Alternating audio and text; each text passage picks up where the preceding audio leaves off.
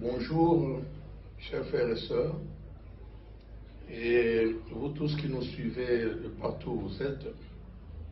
Je voudrais particulièrement que le Seigneur vous bénisse, qu'il vous bénisse abondamment, surtout en cette période où le monde entier est en train de traverser une situation très difficile avec l'apparition et l'activité de ce coronavirus qui fait des dégâts impossibles dans des foyers, dans des maisons, dans des contrées et dans tous les pays du monde.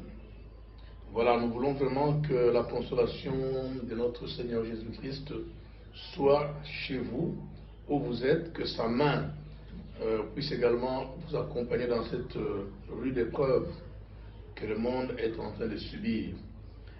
Nous voulons vous entretenir aujourd'hui sur un thème en rapport justement avec cette pandémie, le coronavirus. Le thème que nous avons sélectionné pour vous, c'est le coronavirus et l'éternité. Nous voulons donc vous parler de l'éternité, malgré que la situation est celle que nous connaissons. Et dans toute situation, il est toujours important pour les hommes qui vivent sur la terre de savoir d'où peut venir cette chose-là, cette situation-là, jusqu'où elle va nous amener et qu'est-ce que le Créateur peut nous transmettre comme message au travers de toute cette situation. C'est comme ça que les hommes qui cherchent Dieu, c'est comme ça qu'ils doivent réfléchir. C'est comme ça qu'ils doivent essayer de comprendre les choses pour ne pas subir les événements, rester en train de subir passivement les événements. Il faudrait chercher qu'est-ce que Dieu est en train de vouloir nous transmettre comme message. Je voudrais que chacun de nous, partout où vous êtes, chacun de vous qui nous suivez à ce moment, je voudrais que nous comprenions ensemble que tout ce qu'il y a comme grand événement qui vient sur la terre, tous les événements malheureux qui touchent à la vie des gens, qui provoquent des morts comme nous sommes en train de vivre, de voir des morts en cascade dans tous les pays du monde, et surtout les pays qui sont les mieux équipés, les mieux développés, qui connaissent, qui sont parfois débordés, ne savent pas à quel sens se vouer. Quand des situations comme ça arrivent, nous devons toujours nous rendre compte que la personne qui crée la désolation, la destruction, la mort, pour que les gens soient endeuillés, que les gens souffrent, que les gens soient tourmentés, ce n'est autre que Satan, le diable. C'est lui l'origine de toutes ces choses. C'est vrai que ça peut être comme certains sont en train de le déclarer. Ça peut être un agent biologique qui a été fabriqué dans des laboratoires en Chine ou en Occident ou par-ci par-là. Ça peut être vrai. Mais quel que soit le travail que les hommes ont fait dans cette histoire-là, sachez que derrière tout ça, c'est le diable qui veut provoquer la destruction. Le diable qui veut que les gens soient dans la tourmente, dans la désolation. Ça, c'est toujours le diable qui est derrière ces choses-là. Mais maintenant, en dehors du fait que ce soit le diable qui est derrière ces choses, derrière tous ces malheurs, nous devons également comprendre une autre vérité, qui est plus importante d'ailleurs, c'est que derrière le diable, il y a quelqu'un qui est au-dessus de lui, son créateur, qui s'appelle Jésus-Christ. C'est lui, au fait, qui est en train de nous transmettre un message au travers de cette tragédie que le diable est en train de créer, de provoquer dans la vie des gens. Mais au travers de toutes ces choses-là, il y a un message de Dieu. Dieu ne peut pas rester assis, rester calme, pendant que les gens sont en proie à la destruction la plus méchante qui se fait voir au travers de la vie des gens. Dieu a un message qui nous transmet. Bien-aimés, sachons-le. Sachons-le. C'est Dieu qui nous transmet un message pour dire le temps n'est plus. Le temps est désormais court. Parce que il a promis, lui, le Seigneur Jésus-Christ, il a promis qu'il viendrait pour prendre ceux qui ont cru en lui, qui lui ont donné sa vie, leur vie plutôt, ceux qui marchent avec lui. Il a promis que je m'en vais vous préparer une place. Et quand je m'en serai allé et que je vous aurai préparé une place, je reviendrai. Je vous prendrai pour que là où moi je suis, vous y soyez aussi. Donc, Jésus-Christ doit revenir d'un moment à l'autre. Malheureusement, pour nous tous, le moment n'est pas connu. Ça peut être ce soir, ça peut être demain, ça peut être n'importe quel jour, ça peut être après autant de mois, autant de jours et tout ça. Mais ce qui est important, ce n'est pas de savoir qu'il vient aujourd'hui ou demain. Ce qui est important, c'est de savoir qu'il viendra. D'un moment à l'autre, il viendra. Et quand il viendra, il va te trouver dans quelle situation, dans quelle position. Il va te trouver comment? Que tu lui as déjà donné ta vie ou tu es encore en train de mener ta vie comme tu l'entends, comme tu le veux. Voilà pourquoi il nous a paru important dans ce moment de détresse, dans ce moment de catastrophe généralisée dans le monde, il nous a paru très important et même capital de vous parler de l'éternité. Coronavirus, oui, il est là, il est visible, il fait ce qu'il est en train de faire. Mais en dehors de ce coronavirus, qu'est-ce que toi tu fais pour te préparer pour l'éternité? Voilà ce qui est important. Vous savez, les gens de nature, les gens ont beaucoup plus peur des situations immédiates, des choses qui viennent dans l'immédiat, comme nous sommes en train de le vivre là. Les gens ont peur, les gens ne savent pas à quel sens se vouer et tout ça là. Mais les gens ne savent pas, d'une manière générale, les gens ne savent pas qu'en dehors de ce coronavirus, il y a une autre destruction plus grave, plus importante. Et celle-là, elle ne va pas pardonner. Le coronavirus, il y a des gens qui guérissent de ça. Il y en a qui meurent, c'est vrai, c'est bien dommage. Il y en a aussi qui ne meurent pas, qui guérissent. D'ailleurs, en suivant le professeur Mouyembe qui est en charge de la riposte, ici chez nous en RDC, il nous dit, dans la centaine de malades qui sont maintenant sous sa gestion, au moins 80% devront guérir de cette maladie-là.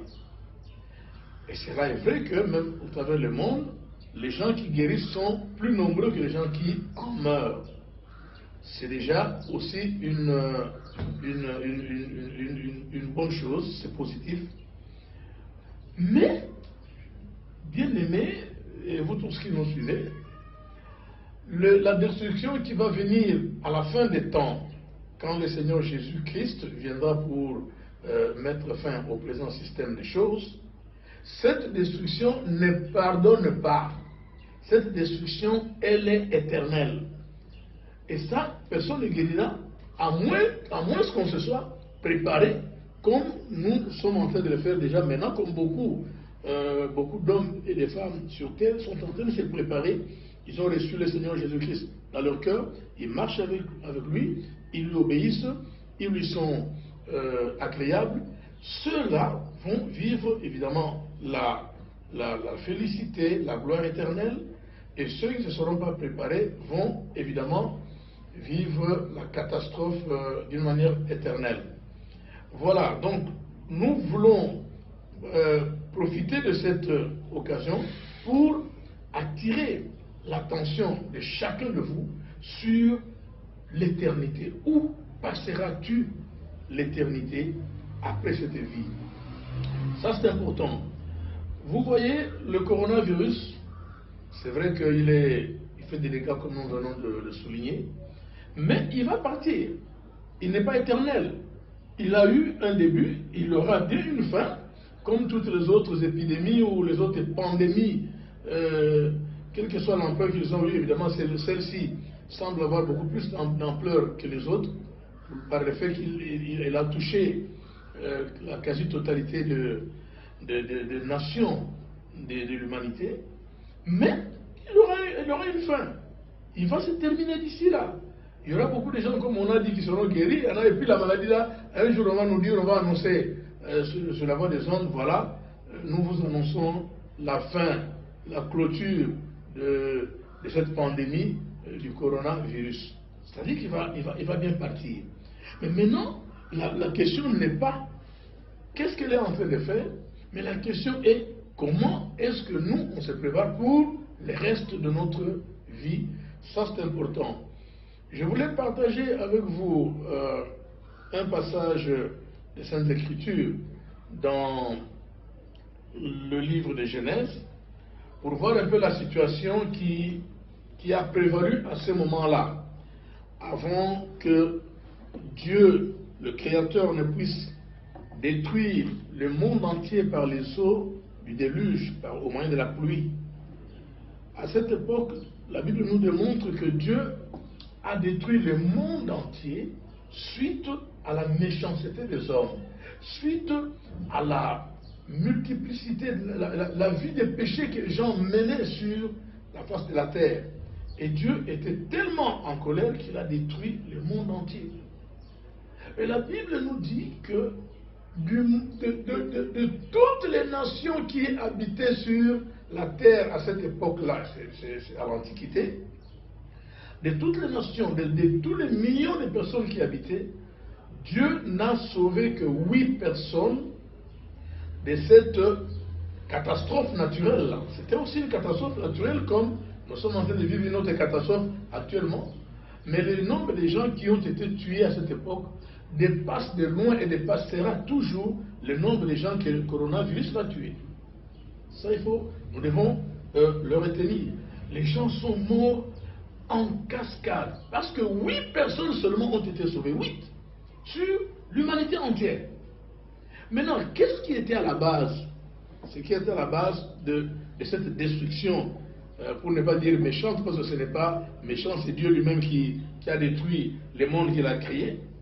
C'était donc juste de la part de Dieu d'accomplir ce qu'il a fait. Nous lisons je vais vous lire dans le livre de la Genèse, le premier livre de la Bible, au chapitre 6, nous lisons du 5e au 7e verset. L'Éternel vit que la méchanceté des hommes était grande sur la terre, et que toutes les pensées de leur cœur se portaient chaque jour uniquement vers le mal. L'Éternel se repentit d'avoir fait l'homme sur la terre, et il fut affligé en son cœur. Verset 7e. Et l'Éternel dit, j'exterminerai de la face de la terre l'homme que j'ai créé, depuis l'homme jusqu'au bétail, aux reptiles et aux oiseaux du ciel, car je me repens de les avoir faits. Donc, je voulais dire par là qu'il est arrivé un temps, bien avant notre existence sur la terre, des siècles et même des millénaires avant, c'est le premier millénaire d'ailleurs, pendant que les hommes vivaient sur la terre, mais ils marchaient dans les péchés, Dieu a décidé de détruire la terre entière. Et même les pauvres animaux, le bétail, les oiseaux, les reptiles qui n'avaient rien fait, ils ont succombé, ils ont connu la mort à cause des péchés que l'homme commettait à cette époque-là. Mais aujourd'hui, bien-aimés qui nous suivez, aujourd'hui, le degré de péché qui est maintenant connu dans ce monde est de loin supérieur à ce que le monde a connu à cette époque. Cela veut dire quoi? Cela veut dire que le moment vient aussi où Dieu va détruire ce monde. Il va détruire, le corona ne va détruire que la vie de quelques personnes. Mais le moment vient où Dieu va détruire le monde entier. La Bible dit que la terre, avec tout ce qu'elle renferme, va passer avec fracas. Même le ciel va passer avec fracas. Et Dieu va installer une nouvelle terre et de nouveaux cieux. C'est la promesse qu'il a faite. Et dans le livre de Matthieu, chapitre 24, là, Jésus parle, il parle de Noé, il parle de l'époque de Noé, de la destruction de la terre par le déluge. Matthieu 24, du verset 37 au verset 39, Jésus dit, « Ce qui arriva du temps de Noé arrivera de même à l'avènement du Fils de l'homme. » Donc, ce que les gens ont connu, la destruction que le monde a connue à cette époque, la destruction là sera connue aussi, peut-être d'une autre forme, mais ça sera connu. Il dit, car dans les jours qui précédèrent le déluge, les hommes mangeaient et buvaient, se mariaient et mariaient leurs enfants, jusqu'au jour où Noé entra dans l'arche. Et ils ne se doutèrent de rien, jusqu'à ce que le déluge vint et les emporta tous.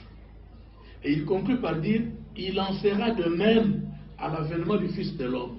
C'est-à-dire que quand le Seigneur Jésus va revenir sur la terre, dans les jours qui viennent, je viens de dire qu'on ne sait pas quand, exactement, mais ça viendra bien ce jour-là, quand le Seigneur Jésus reviendra, il y aura une destruction terrible sur la terre. Les gens vont mourir en cascade. Et ce ne sera pas une mort physique comme nous sommes en train de le vivre maintenant avec le coronavirus. C'est la mort éternelle, la mort spirituelle. C'est-à-dire quoi? C'est-à-dire que l'âme de l'homme va aller souffrir éternellement dans le feu, en train de brûler constamment, et un feu qui est certain point.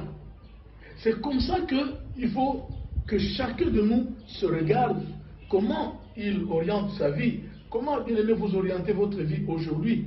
Mettez votre vie à l'abri, là où le Seigneur Jésus-Christ veut que vous soyez, c'est-à-dire entre ses mains.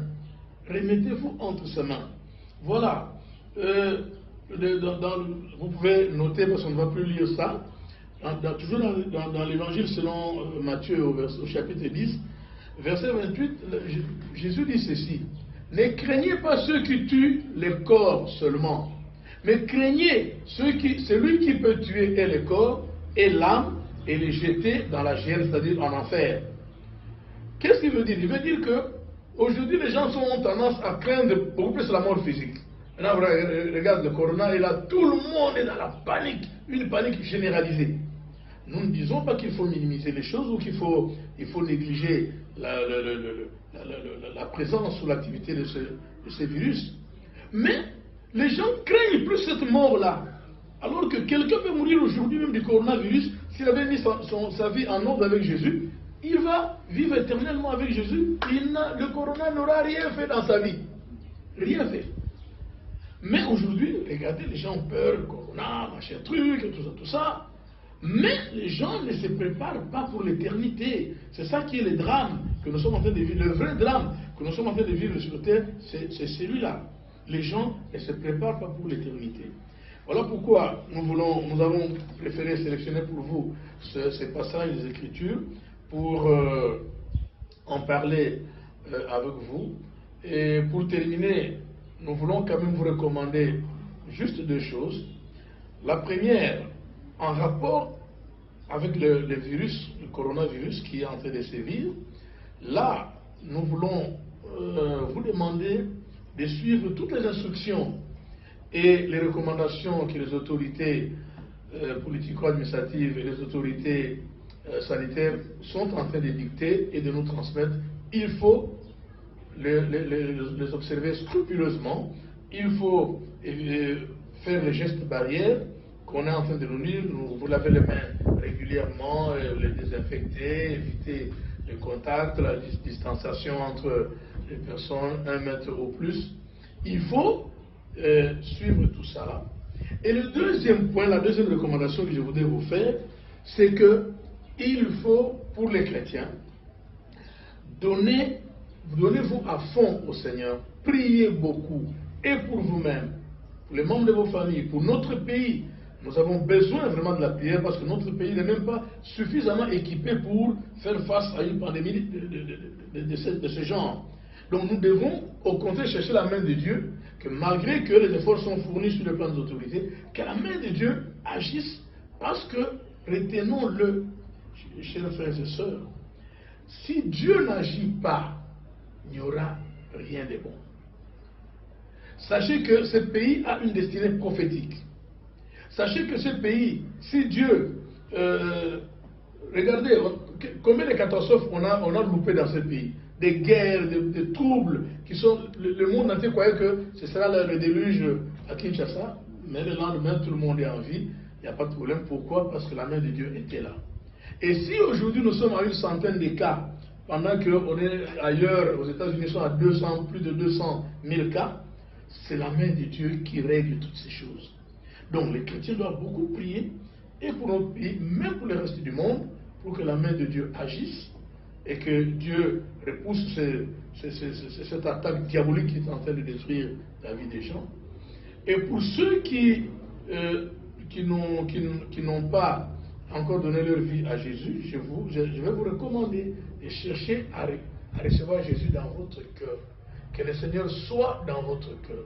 Qu'il marche avec vous, qu'il vous conduise, qu'il vous sécurise et qu'il vous amène jusque dans la vie éternelle. Voilà ce que nous voulions vous dire en ce jour. Que le Seigneur vous bénisse abondamment, qu'il vous protège, qu'il vous garde en sa sainte garde, vous ainsi que tous les membres de vos familles, sans oublier évidemment notre pays, la République démocratique du Congo. Merci.